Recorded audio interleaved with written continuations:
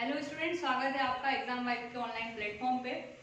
मेरा नाम है ट्विंकल मालवीय और मैं आज आपको बताने वाली हूँ राज्य निर्वाचन आयोग के बारे में। स्टूडेंट्स, आयोग की हमारी रिवीजन सीरीज चल रही है।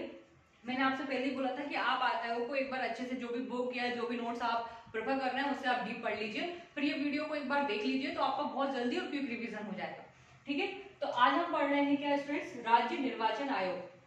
ठीक है, पहली बात तो लोगों को लगता है कि ये संविधान में है तो ये संविधान के गठन से होगा, तो ऐसा कुछ नहीं है।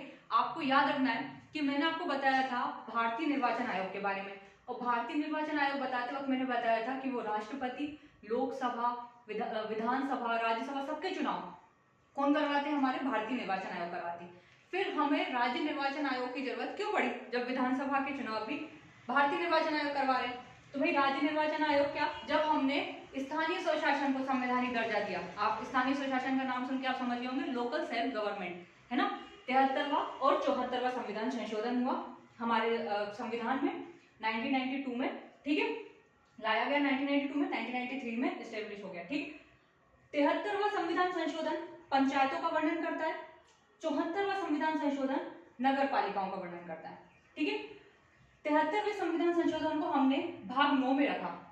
ठीक, और 74वें संविधान संशोधन में से जो नगर पालिकाओं को है उसको हमने भाग 9A में रखा, यानी कि 9 क में रखा। तो भाग 9 में किसको रखा, और आर्टिकल कौन सा चल रहा है हमारा, 243।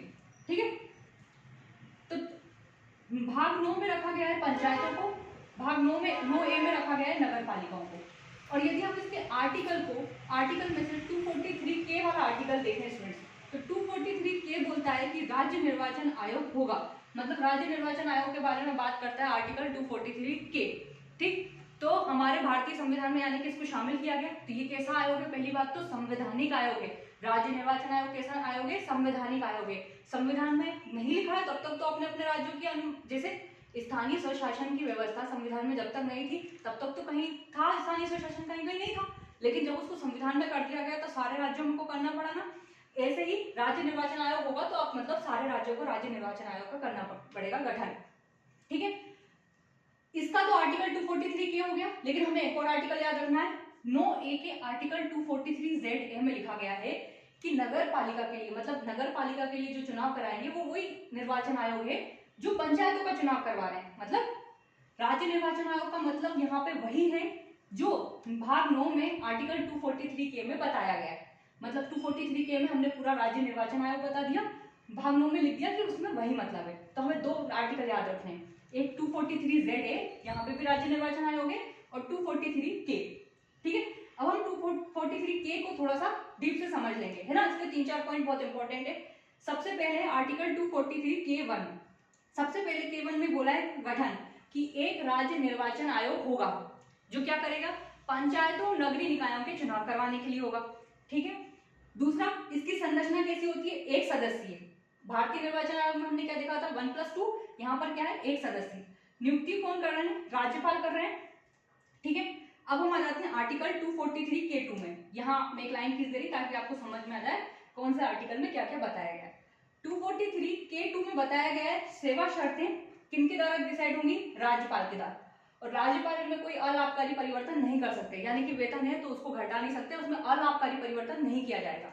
ठीक है, तो सेवा शर्तें यानी कि पदावधि, वेतन भत्ते, है ना, सैलरी वगैरह, ये सब कौन डिसाइड करेंगे, राज्यपाल डिसाइड करेंगे। त्यागपत्र, अगर इन्हें त्यागपत्र देना हो तो किसे देंगे, राज्य निर्वाचन आयोग राज्यपाल को देंगे। इनको हटाया कैसे जाता है, उच्च न्यायालय के न्यायाधीश के समान। ठीक है, अब आपको उच्च न्यायालय के न्यायाधीश पढ़ना हो तो आप पॉलिटी में जाएंगे और देखेंगे कि उच्च न्यायालय के न्यायाधीशों को कैसे हटाया जाता है। ठीक है, यहाँ हमें इतना ही पढ़ना है। अब आगे हम 243K3 में राज्यपाल आयोग को कर्मचारी उपलब्ध कराएंगे। अगर आयोग कर्मचारी उपलब्ध कराना हो तो वो कौन कराएंगे, राज्यपाल कराएंगे। 243K4 में दिया हुआ है राज्य विधानमंडल पंचायत चुनाव हेतु नियम। राज्य विधानमंडल पंचायत के चुनाव हेतु क्या कर सकते हैं, नियम बना सकते हैं। ठीक है, तो ये हो गया 243 के आर्टिकल को डिस्क्राइब करके। इसके अलावा स्टूडेंट्स यहाँ पर आप जब पंचायतों वाला टॉपिक पढ़ेंगे तो आप पढ़ेंगे 243KO। उसमें भी आपको परिसीमन से मिलेगा कि परिसीमन जो क्षेत्र डिसाइड होते हैं ना निर्वाचन के, उनसे संबंधित कामों में न्यायालय का कोई भी हस्तक्षेप नहीं किया जा सकता। एक ये भी आर्टिकल आप चाहें तो इसमें नोट कर सकते हैं। अब हम आ जाते हैं मध्य प्रदेश निर्वाचन आयोग के बारे में कुछ इंपॉर्टेंट फैक्ट। 1992 में भाई ये संविधान संशोधन आया, हमें भी करना था निर्वाचन आयोग का गठन, तो हमने कब करा? 1 फरवरी 1994 को मध्य प्रदेश राज्य निर्वाचन आयोग का गठन हुआ। ठीक है, फर्स्ट आयुक्त कौन बने इसके? NB लोहानी। पहले निर्वाचन आयुक्त कौन थे? NB लोहानी। और वर्तमान कौन है? बसंत प्रताप सिंह। ठीक है, वर्तमान आयुक्त थे बसंत प्रताप सिंह। प्रथम सचिव प्रकाश चंद्र कौन है? प्रथम सचिव है राज्य निर्वाचन आयोग के।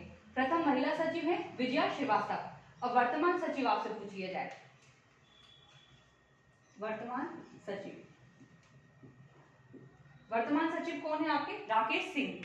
ठीक है, और इसका ध्येय वाक्य है हर वोट कीमती, हर निकाय महत्वपूर्ण। ठीक है, अब स्टूडेंट्स अभी तक कोई महिला निर्वाचन आयुक्त नहीं बनी है। ठीक है, राज्य निर्वाचन आयुक्त नहीं बनी है मतलब। ठीक, और ये हो गया हमारा राज्य निर्वाचन आयुक्त के बारे में सब डिटेलिंग। और आपको पता है कि जैसे सेवा शर्तों की जिम्मेदारी राज्यपाल की है, तो हमारे यहाँ राज्य निर्वाचन आयुक्त का जो कार्यकाल है वो 6 वर्ष या 66 वर्ष। ठीक है, 6 से 66, ये भी आप नोट कर लें। तो राज्य निर्वाचन आयोग में आपको इतना ही पढ़ना था। उम्मीद है आपको ये रिवीजन के लिए अच्छा हो। इतने फैक्ट तो आपको बहुत अच्छे से याद होना चाहिए।